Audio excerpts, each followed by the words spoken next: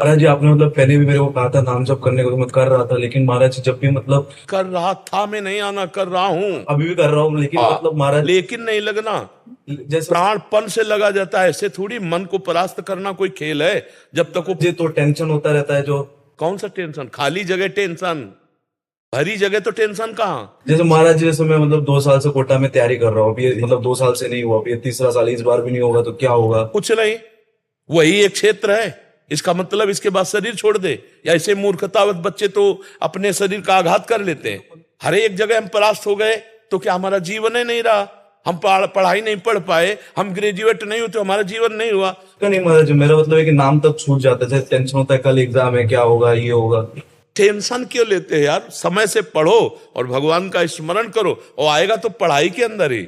बच्चा अगर ब्रह्मचर्य ठीक है और आप नाम जप कर रहे हो, तो एक बार सुना दिया जाए हमको तो हमारे दिमाग में टेप हो जाएगा स्मृति। ब्रह्मचर्य में वो पवित्र स्थिति है। तभी तो हम कह रहे हैं आज के जो बच्चे हैं ना, ब्रह्मचर्य का नाश करते हैं, स्मृतिहीन हो रहे हैं। अब डर लगता है परीक्षा से, ऐसे फेल हम कैसे हो जाएंगे? अगर हमसे चूक हुई है और हम फेल हो जाते हैं तो बर्दाश्त है, अगली बार हम फिर और पढ़ाई पढ़ेंगे, अगली बार हम और हिम्मत करेंगे। हम भगवान के अंश से हारने वाले नहीं हैं। ये बिल्कुल किसी भी बच्चा के मन में नहीं रहना चाहिए फेल हो गए तो क्या होगा, क्या हो गया, यही जिंदगी है, इतनी जिंदगी है। आप विचार करो, भगवान ज्ञान समुद्र, जब उनसे हम जुड़े हैं तो हर ज्ञान, हर व्यवस्था, कि अगर विद्यार्थी परास्त हो जाता है पढ़ने में तो जीवन नष्ट करने की नहीं सोचना। एक जीवन ऐसा जो जगत में प्रकाशित हो जाएगा। भगवान के आश्रित हो, कोई व्यापार कर लो, हम एक नौकरी कर लेंगे, अपने जीवन को थोड़ी नष्ट करेंगे। हम छोटे से छोटा कार्य कर सकते हैं, और भगवान हमारे साथ है तो बड़ाई उनके हाथ में, वो बड़ा करा दे। जिसको बड़ा बना देते ना, भगवान है। मच्छर को ब्रह्मा बना दे, ब्रह्मा को मच्छर बना दे, मूर्ख को विद्वान कर दे, विद्वान को मूर्ख कर दे, एक क्षण की बात है। तो ये भरोसा तो बना रहना चाहिए ना। हर जगह फेल है लेकिन एक जगह पास है। हे भगवान, मैं आपका हूं। वो उठाएंगे, वो आपको प्रकाशित करेंगे। बिल्कुल परास्त होने की बात नहीं है। दिमाग में प्रसन्नता रखो, जो होगा मंगलमय होगा। भगवान मंगल भवन है, मैं उनकी शरण में हूं। अब हमारा अमंगल नहीं हो सकता, समझ रहे ना? टेंशन किस बात की? टेंशन के टेंशन बन जाओ तो भगवान के दास हो यार। जैसे श्री जी को भी रोज बोलता रहता हूँ, मतलब इस बार हो, क्या मतलब इस बार मतलब पास हो जाओ 2 साल से। नहीं, ये भी हम नहीं कहते, ये भी हम नहीं कहते। फिर टेंशन की टेंशन नहीं बनोगे, फिर टेंशन बन जाएगी तुम्हें। है ना? नहीं, पढ़ाई पढ़ रहा हूं, नाम जप कर रहा हूं, तुम्हारी गरज हो तो पास कर देना, तुम्हारी गरज हो तो पास कर देना। नहीं, जहां रखोगे जैसे रहोगे वैसे रहूंगा, और आपको पुकारता रहूंगा, आपका स्मरण करता रहूंगा, माया पर विजय प्राप्त हो जाएगी। अपने करने से कितना मुड़ पाएंगे, और वो जब गोद में लेके उड़ेंगे तो बहुत ऊंचाई पे चढ़ जाएंगे। इस पर ध्यान रखना। अपने भगवान के भरोसे उन्नति ही उन्नति। बड़ा प्रसंग, बड़ा उदाहरण युक्त है। एक राजा केरल के थे, उनका नाम धर्मात्मा था, धर्म के पूर्ण रक्षक। अन्य 4-5 राजाओं ने मिलकर चढ़ाई कर दी और उनको पता नहीं था। धार्मिक राजा थे, उनको पता नहीं था। और उनके संतान हुई थी, उस संतान का नाम रखा गया था चंद्रहास। पूरे राज्य में आनंद छाया हुआ था, आक्रमण चारों तरफ से हो गया, और भगवान का भजन करने वाले थे। अब पराजित तो होना ही पड़ेगा, क्योंकि चारों तरफ से बैरी राजा हैं, और पहले से सूचना होती तो तैयारी होती। अचानक आक्रमण, मारे गए, वो राजा मारे गए। अब रानी ने देखा कि पूरे महल पर आक्रमणकारी आ गए, तो दासी से पैर पकड़ा, कहा तू ही बचा सकती मेरे बेटे को, भगवान तुझे सामर्थ्य दे। और महल में काट मार मचाए हुए थे, कोई भी वंश का नहीं बचना चाहिए। दासी ने बहुत प्रवीणता की, और टोकरी में जिसमें दोना पत्तल डाले जाते हैं, ऐसे डालकर नीचे बालक चंद्रहास, और निकली। और सैनिकों का क्या है, तो ऊपर से ऐसे दिखाया कि दोना पत्तल है। उनका निकलने दो, ये तो दासी है, राज परिवार का कोई नहीं बचना चाहिए। सब रानी, सब पूरा परिवार मार डाला। वो भाग करके दूसरे राज्य में पहुंची। बहुत प्रवीण थी, दासियां बहुत प्रवीण होती हैं। तो धृष्ट बुद्धि नाम के जो उस राज्य के मंत्री थे, उनकी शरण में गए, उसको राजकुमार बचाना था।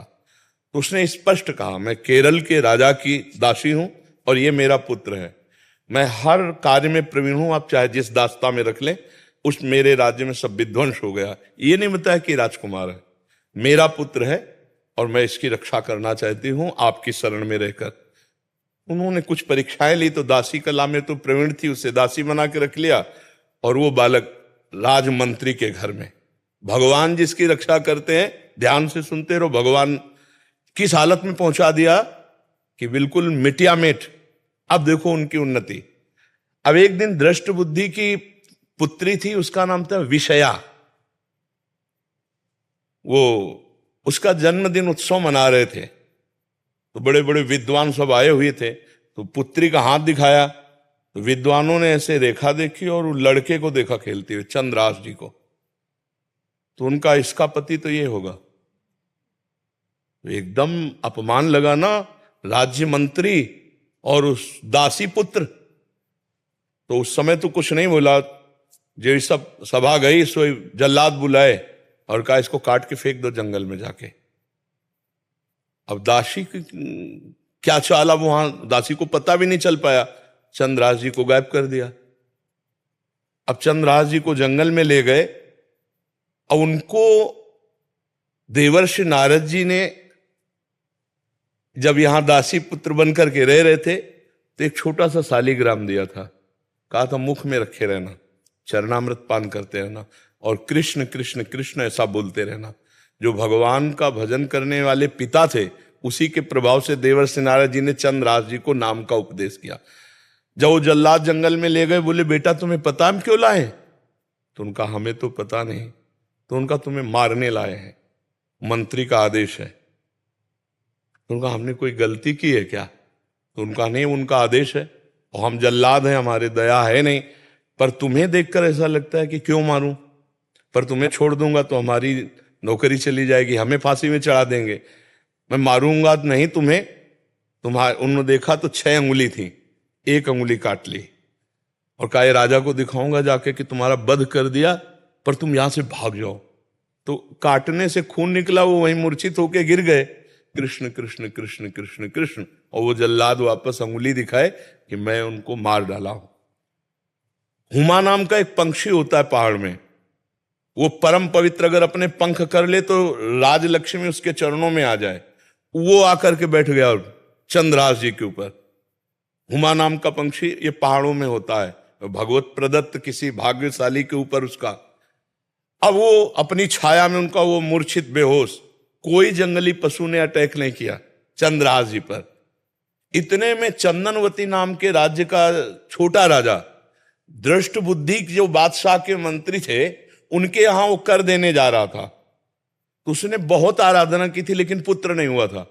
तो रास्ते में दृष्टि गई कि हुमा नाम का पंक्षी किसको घेरे हुए। तो जब गए तो देखा चंद्रास जी सुंदर राजकुमार और अंगुली कटी हुई, तुरंत पट्टी बांधी और लेकर के वापस चले गए।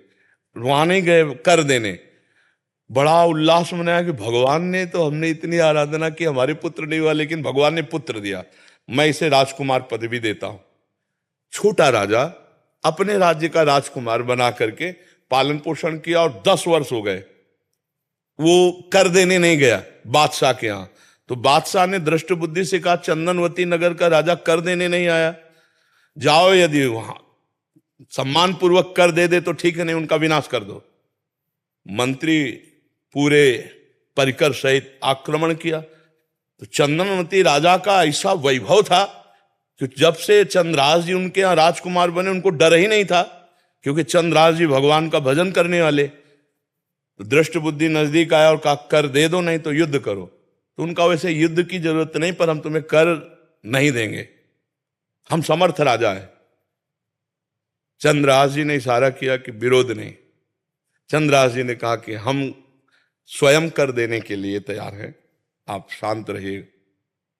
उसकी दृष्टि में दृष्टि मिली तो उसने, ये वही बालक है, क्योंकि नेत्र इसके वही है जो उनके घर में रहा था दासी पुत्र बल करके। तो चंदनवती के नरेश से कहा कि तुमने इस बालक को कहां पाया? तो उन्होंने पूरी बात सुनाई। तो उन्होंने कहा अरे फिर तो जो प्रारब्ध है वो होके रहेगा, ये मेरी बेटी का दूल्हा, अरे इसको मैं दूल्हा नहीं बनने दूंगा। उसने कहा मैं कर माफ करता हूं, केवल तुम एक बार बादशाह के सामने जाओ, पहले तुम नगर में जाओगे हमारे घर, वहां तुम्हारा स्वागत होगा और इसके बाद तुम बादशाह के पास जाओगे। का स्वीकार है। राजा को मना लिया चंदनवती नरेश को कि महाराज आप चिंता मत कीजिए। और पहले था कि अगर पत्र लिख दिया जाए तो जिसके लिए लिखा जाता था, धर्म कहता था बीच में खोल के नहीं पढ़ना, उन्हीं के वध के लिए उन्हीं को पत्र लिखा। और उनके जो बेटे थे उनको लिखा कि बेटा ये पुरुष जिसको मैं भेज रहा हूं, जाते ही विष दे दिया जाए, जाते ही भोजन में विष, हलाहल तुरंत मर जाना चाहिए। तो उन्होंने ऐसे खोस लिया मुकुट के साइड में और गए। भगवान की इच्छा, उस दिन उपवन में उन्होंने अपना घोड़ा रोका कि थोड़ी देर बाद चले जाएंगे उपवन में। और उपवन था वो राजकुमारियों का, और उसमें आई थी उनकी बेटी जिसका नाम था विषया। खेल खेल में देखा कि कोई राजकुमार ऐसे विश्राम कर रहा है मेरे राज्य में। नजदीक गई, चिट्ठी देखी, चिट्ठी निकाली, खोली, लिखा था कि जाते ही विषया विष दे देना, जाते ही विष दे देना। तो पिताजी की बुद्धि खराब हो गई, इतना सुंदर राजकुमार इसको विष दे देंगी। उसका नाम विषया था, तो विष के आगे केवल या बनानी थी, तो काजर की रेख से जो दूब का ऐसे लेके वैसे काजर करके या बना दिया विषया। जाते कुछ बिना बेचारे जाते ही विषया दे दें, और बस खोज दिया, चली गई। देखो भगवान का विधान। अब वो जब जगे तो वहां गए, तो जो दृष्ट बुद्धि का पुत्र था, बड़ा धर्मात्मा था, उसने आदर सत्कार, उनका पिताजी ने आपके पत्र दिया। जो पत्र देखा तो उन्होंने कहा पंडितों को बुलाओ, तुरंत ब्याह करो। पिताजी का आदेश, जाते ही विषया दे देना। अब बेटी से ब्याह हो गया, 2-4 दिन हुए, कोई सूचना नहीं पहुंची। तो दृष्ट बुद्धि ने कहा मामला क्या है। वो जब लौट के आए तो बड़ा पूरा नगर सजा था, उत्सव हुआ। उनका क्या उत्सव? बोले आपकी बेटी का ब्याह हो गया। किससे? बोले आपने राजकुमार भेजा था। अब उनको समझ में आया कि प्रारब्ध इतना बलवान होता है। जब घर के अंदर गए तो देखा बेटी, और तो उसने कहा तुम्हें जिंदा तो नहीं रहने दूंगा। मन में सोचा चाहे बेटी भी दवा रहे। 4 जल्लादों को बुलाया और कहा देवी के मंदिर में जाओ। और उसे कहा बेटा अब तो दामाद हो गए हो तुम, पहला पूजन हमारे यहाँ देवी का होता है, अकेले जाया जाता है। उनको भय तो था नहीं, भगवान के तो भक्त थे। बोले आप पूजन करके आओ, बहुत प्रसन्नता हुई कि आप जैसा दामाद। और अंदर से जल रहा था, और उधर 4 जल्लाद लगा दिए देवी के मंदिर में। अभी अकेले देवी के मंदिर में, और इधर जो बादशाह था, बादशाह से पंडित लोग विचार के कह रहे हैं कि इस समय यदि आप राजगद्दी पर बैठेंगे तो अकाल पड़ जाएगा, आपका विनाश हो जाएगा। इस समय कोई दूसरा तत्कालीन राजा होना चाहिए, कुछ क्षण के लिए ही चाहे। तो उनका कौन हो सकता है? तो वहां दृष्ट बुद्धि के जो बेटे थे वो वहां किसी कार्य से, उन्होंने कहा हमारे जीजा ऐसे हैं, बड़े तेजस्वी प्रतापवान, आप देखेंगे तो उनका इसी समय लाओ। तो वो दौड़े, पूछा कि कहाँ है? बोले देवी पूजन करने गए, बाहर से ही पता चला। वो दौड़ के गए और बोले देवी पूजा हम कर लेंगे, तुम जाओ, बादशाह बुला रहा है। अब ये जो मंदिर पहुंचे सो काट के फेंक दिए गए, और वो बादशाह के पास गए। बादशाह ने तत्काल ताज रख दिया। दृष्ट बुद्धि को बुलाया कि नए राजा के स्वागत के लिए आप आइए। अब वो तो बादशाह है, सामने जो ही पहुंचे तो दृष्ट बुद्धि कांप गए। इशारे से पूछा कि हमारे पुत्र कहां है? बोले देवी पूजन। अरे बोले वो तो मार डाला गया होगा, पता लगा तो मार डाला गया। तब वो जाको राखे साइया मार सके न कोई, बादशाह बना ना। अगर भगवान रक्षक, भगवान जिताने वाले तो कोई परास्त नहीं कर सकता। हर विधान उल्टा होता चला जाता है। और अगर भगवान से विमुख हो तो चाहे जितनी उन्नति हो उसका परिणाम कुछ नहीं होगा। या हम मर जाएंगे, सब छूट जाएगा। नाम भगवान का, वास्त्र भगवान का, वो उठाते हैं तो उठाते चले जाते हैं ना। तो कभी भी डिस्टर्ब नहीं होना चाहिए। ये बात कभी नहीं लानी चाहिए कि मैं शरीर छोड़ दूं किसी भी विषय में, हार जाए या किसानी में कोई व्यवधान या पढ़ाई में। अरे हम फिर जीतेंगे यार, संघर्ष ही जीवन है। उसके लिए थोड़ी है कि जीवन ही नष्ट कर दो। तो जीवन नष्ट करने के बाद वहां कोई विश्राम स्थल थोड़ी बना है, फिर भेज दिए जाएंगे नीची योनियों में। क्या क्या कष्ट होता है। आप देखो ना, ये मुर्गा मुर्गी बकरा बकरा जीवात्मा तो लोग कैसे जिंदा भूंज रहे हैं। कितना दया खत्म हो चुकी है, जिंदा भूंज रहे हैं, खा रहे हैं, शरीर बढ़ा रहे हैं, मरेंगे, नरक जाएंगे। तो हमें कोई मनुष्य जन्म मिला है, अब इतना भजन कर लेना है कि इससे नीचे न गिरे। अगर चांस मिले तो पुनः मनुष्य बने और धर्म पूर्वक अपने राष्ट्र की सेवा करें, समाज की सेवा करें, भगवान का भजन करके जीवन पवित्र बनावें।